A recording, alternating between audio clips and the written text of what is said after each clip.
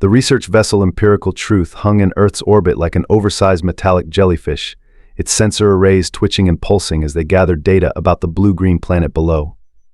Chief Researcher Zextool's 4 eyes blinked in rapid succession, their species equivalent of an exasperated sigh, as they reviewed the preliminary findings. Junior Analyst Cree VA, they chittered, mandibles clicking with barely contained amusement. Please tell me you're seeing these readings correctly. They can't possibly be this primitive. Cree VA, fresh from the academy and still sporting their iridescent graduation markings, floated over to the main console. Their tendrils curled in what could only be described as scientific disappointment. I've run the analysis 3 times, Chief. They're still using chemical rockets. Chemical rockets. My egg bearers studied those in ancient history class. And yet Zextool mused, bringing up a holographic display of human satellite networks. They've managed to completely clutter their orbital space with functioning technology. How charmingly inefficient. The bridge of the Empirical Truth hummed with the soft sounds of advanced machinery as various crew members continued their observations. The ship's AI had already cataloged over 100,000 pieces of human space debris, each telling its own story of their fumbling attempts at space exploration. Look at this, Cree VA exclaimed, their excitement causing their bioluminescent spots to pulse erratically. They still haven't even colonized their own moon. They just went there, planted a flag, and left. Who does that? Zextool waved one of their primary appendages dismissively. Standard procedure dictates we should classify them as a Category 3 civilization, barely spacefaring with limited potential for advancement, though, honestly, I'm tempted to mark them as Category 2.5. A junior technician in the corner suppressed a giggle, causing their chromatophores to flash in embarrassed patterns. Chief, you might want to see their latest achievement. They're celebrating sending a telescope 1,000,000 units from their planet. They think that's far. How adorable, Zextool responded, their tone dripping with the kind of condescension only achievable by someone who regularly traveled between galaxies for lunch breaks. Well, protocol requires us to conduct a thorough study before filing our report. Cree VA, you'll head the preliminary observation team. Try not to laugh too obviously in your reports. Cree VA straightened their posture, causing their ceremonial science medals to clink together. Of course, Chief. Though I must ask, should we really waste resources studying them? They're clearly not going to be joining the Galactic Council anytime soon. Now Zextool chided, though their secondary hearts weren't really in it. Remember the scientific ethics code. All species, regardless of their technological inadequacies, deserve thorough documentation besides. They added with a mischievous twinkle in their third eye, sometimes studying primitive species leads to the most entertaining research papers. The Empirical Truth adjusted its orbit slightly, its advanced cloaking system ensuring no human instrument could detect its presence. Below, 7 billion humans went about their daily lives, blissfully unaware that they had just been categorized somewhere between quaint and hopeless on the grand scale of galactic civilization. Little did Zextool and their crew know, they were about to learn a valuable lesson about judging a species by its rocket fuel. What, in the name of the quantum collective, is a bug-out bag? Cree VA's tendrils twisted in confusion as they scrolled through their observation data. Zextool glided over, their hover field humming softly. A what? These humans. They keep emergency supplies ready for potential disasters. Look at this list. Cree VA projected a holographic inventory. Water purification tablets, freeze-dried nutrients, primitive fire-starting tools, and cord made from synthetic fibers. The chief researcher's laugh resonated through their thoracic chambers. Are they expecting their planetary infrastructure to spontaneously disappear? According to their information networks, they maintain these supplies for scenarios ranging from natural disasters to complete societal collapse. Cree VA highlighted various human emergency guides. They even have designated survival experts who teach others how to exist without technology. Fascinating, Zextool mused, not meaning it at all. Have they considered advancing their civilization instead of preparing for its failure? The ship's AI chimed in with its characteristically dry tone. Cataloging contents of average human survival kit, metallic blade tools, combustion-based light sources, compressed nutrient bars with shelf life of approximately 3.7 Earth years. Stop, Zextool wheezed through their respiratory vents. You're going to trigger my molting cycle early. They're preparing for survival with tools my species outgrew before we developed written language. Cree VA's scientific curiosity, however, couldn't be contained. Chief, this might actually make an interesting behavioral study. Their persistent preparation for catastrophe despite technological advancement, it's almost paradoxical. Fine Zix's tool conceded, all four eyes rolling simultaneously. Document their survival skills if you must, but do try to maintain scientific objectivity when recording their attempts to create heat by rubbing sticks together. The research team had no idea they were about to witness exactly what millions of years of evolution had prepared humans to do: survive against all odds, and do it with a smirk. I propose an experiment. CRE-VA announced during the morning research briefing, their bioluminescence practically strobing with excitement. Let's put these human survival skills to the test. Zix's tool's mandibles twitched with interest. Go on. At least it'll be more entertaining than watching them argue about their planet's climate regulations. We select 3 subjects, each with different backgrounds, place them in a controlled environment with their primitive survival tools, and document their response. CRE-VA projected 3 human profiles. First, Marina Chen, 34, urban technology executive who's never camped outside her luxury apartment's backup environmental systems. Her only survival experience comes from watching entertainment streams. Second, Derek Williams, 28, self-proclaimed survival expert who makes social media content about wilderness skills but has never actually faced a real emergency. Third, Sarah O'Connor, 45, retired military combat medic who now works as a hiking guide. Actually experienced, but let's see how she handles our modifications. The ship's AI constructed a perfect replica of Earth wilderness within the vessel's massive testing chamber. Rolling hills, dense forest, a freshwater stream, and enough wildlife to make things interesting. All carefully designed to appear completely natural while allowing for precise experimental control. We'll provide each subject with one of their standard Bugout bags. CRE-VA continued, floating a holographic inventory. Water purifiers that rely on gravity, matches that require friction, and something called beef jerky that's essentially dehydrated muscle tissue. Several junior researchers gagged at the last item. And the parameters Zix's tool asked, already drafting the experiment notes with barely contained amusement. 7 Earth days. We'll introduce environmental challenges gradually. Temperature fluctuations, simulated predators, minor geological events. CRE-VA's tendrils wiggled with scientific glee. Nothing lethal, of course. We're not monsters. Just enough to prove how inadequate their preparation truly is. Approved, Zix's tool declared. Though I suggest we prepare the medical bay. These humans might need treatment for their injured pride, assuming they last more than 2 days. The extraction teams deployed that night, using advanced teleportation technology to collect their subjects. Marina was taken while checking her investment portfolio, Derek during one of his video recordings, and Sarah in the middle of a trail marking expedition. As the 3 humans materialized in separate locations within the testing chamber, still unconscious from the transport, CRE-VA initiated the observation protocols. Beginning human survival assessment. Trial 1. Current hypothesis subjects will require emergency extraction within 48 hours due to complete systems failure and psychological breakdown. The ship's AI marked the start time, its processors already calculating the probable failure scenarios. None of its projections accounted for what was about to unfold. Marina Chen woke up first, immediately checking her smartwatch dead. Her executive instincts kicked in as she surveyed her surroundings and the Bugout bag beside her.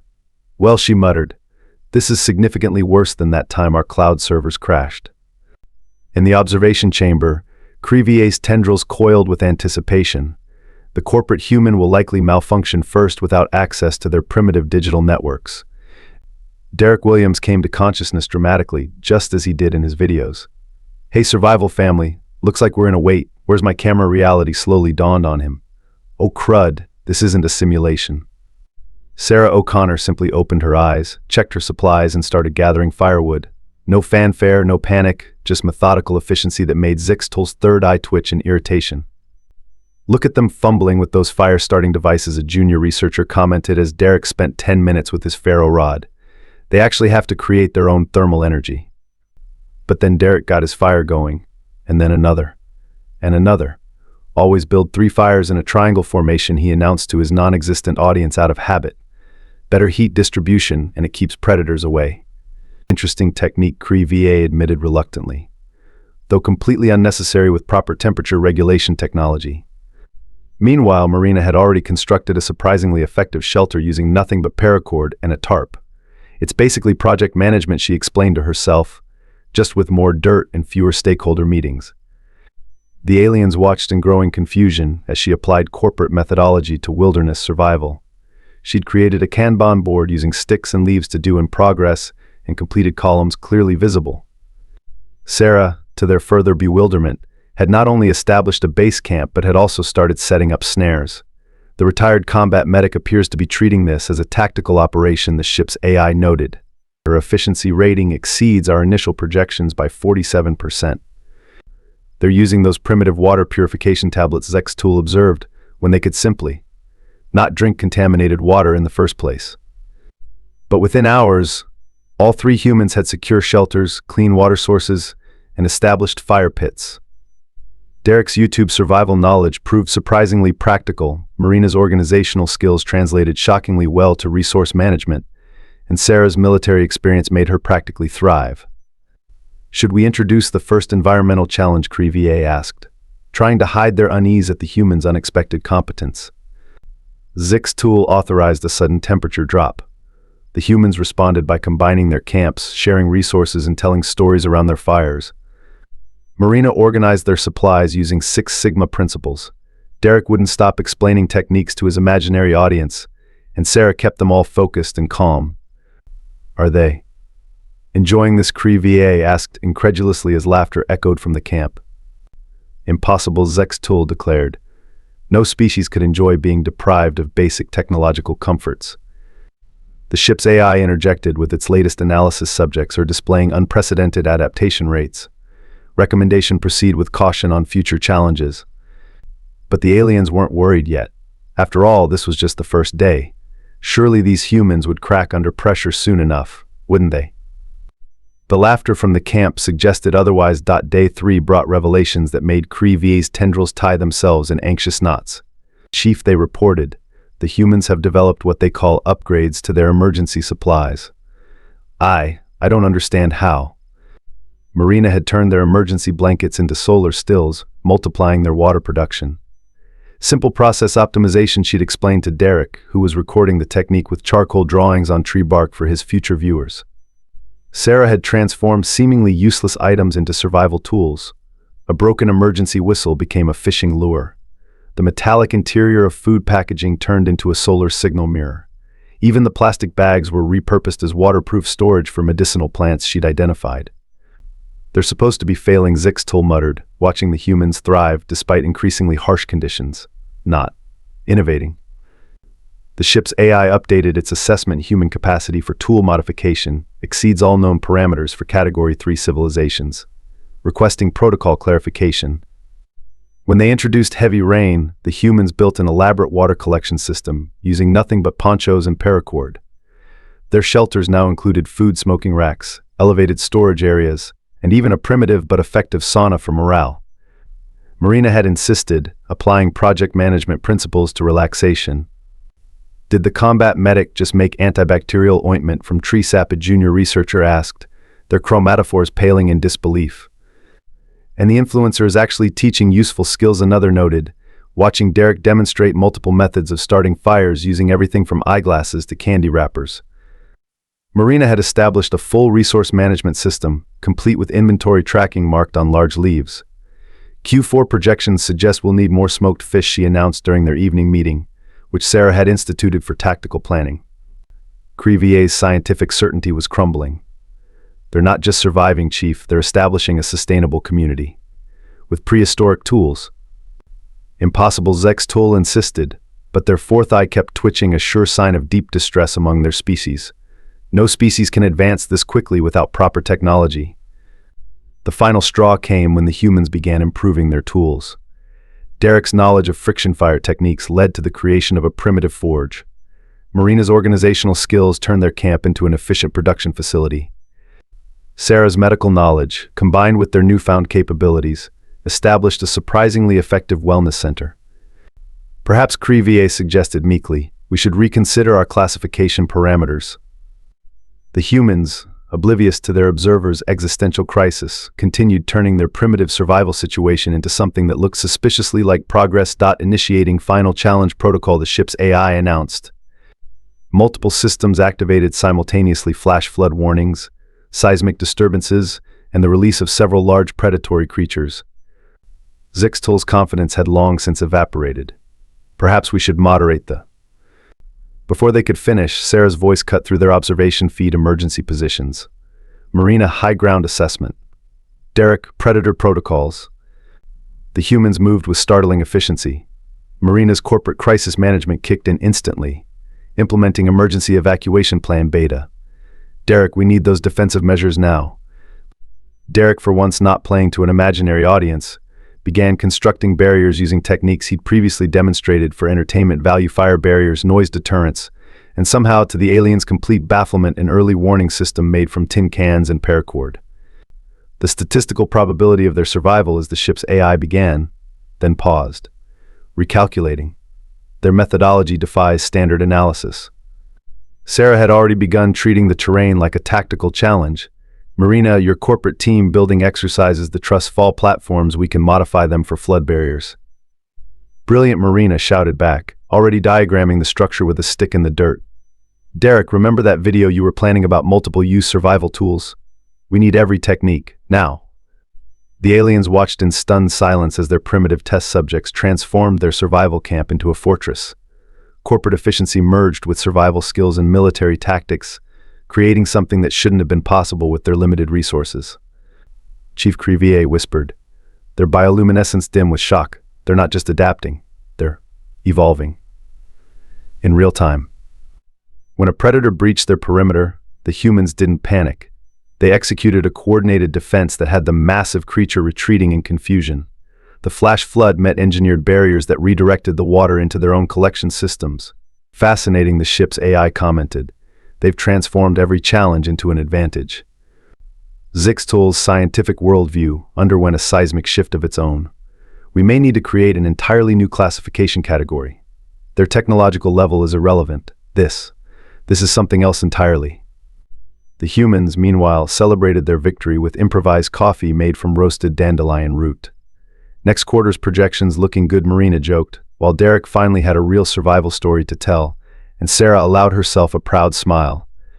The aliens' test had become humanity's triumph, and none of their advanced degrees had prepared them for this outcome. The Galactic Scientific Assembly's emergency session was chaos. Tentacles waved, chromatophores flashed, and various appendages gestured wildly as Zixtul presented their findings. Impossible, shouted Professor Blex, nor, their honorific medals clinking indignantly. No species can progress from making fire to establishing complex societal structures in 7 rotations. Crevier projected the experiment footage. The assembly watched in stunned silence as Marina's corporate methodologies transformed primitive survival into organized efficiency. But they're using sticks, someone protested weakly. Precisely, Zixtul responded. They succeeded not despite their primitive tools, but because of their relationship with them. Their adaptability quotient exceeds our measurement scales. The footage showed Derek teaching the others how to create backup tools from seemingly useless materials, while Sarah's tactical approach to resource management left the most advanced AI systems struggling to compute their efficiency ratings. We propose, Crevier announced, their graduation markings now complemented by confidence, a complete revision of our classification system. Technology level alone cannot determine a species' capabilities. The resulting paper, titled Primitive Tools, Advanced Minds, a Case Study in Human Adaptability, became the most cited work in xenoanthropology that cycle. Though some critics maintained it had to be some kind of joke. The Empirical Truth's final report to the Galactic Council caused quite a stir. Regarding Earth's classification, previous assessment critically flawed. Humans demonstrate unprecedented capacity for converting theoretical knowledge into practical application. See social media survival experts' actual survival. Adapting organizational systems across contexts, corporate methodology, and wilderness. Combining disparate skill sets to exceed sum of parts, military, corporate, entertainment, survival, innovation. Recommendation: create new classification, deceptively advanced approach with caution. Note their primitive technology appears to be a feature, not a bug. Species has developed robust backup systems for every level of technological advancement. Most concerning, they appear to enjoy emergency scenarios. Additional observation: their bug-out bags are not, as previously assumed, signs of technological inadequacy, but rather evidence of evolutionary optimization. They don't prepare for failure because they're primitive, they're advanced enough to prepare for anything. Personal addendum from Chief Researcher Zextol: next time we encounter a species still using chemical rockets, perhaps we should ask why they keep the primitive tools around. Also, requesting transfer to less stressful research assignment, perhaps studying black holes. Final classification update: Earth now categorized as paradoxically advanced. Warning: may survive apocalypse and file quarterly reports about it. The humans were returned to their original locations with modified memories of a great camping trip. Marina's company soon launched a surprisingly successful wilderness survival consulting firm. Derek's survival channel gained unexpected credibility. Sarah just smiled knowingly whenever anyone mentioned feeling unprepared for emergencies. And somewhere in the vast expanse of space, alien researchers added a new warning to their first contact protocols before dismissing a species as primitive. Check if they're actually just really good at backup plans.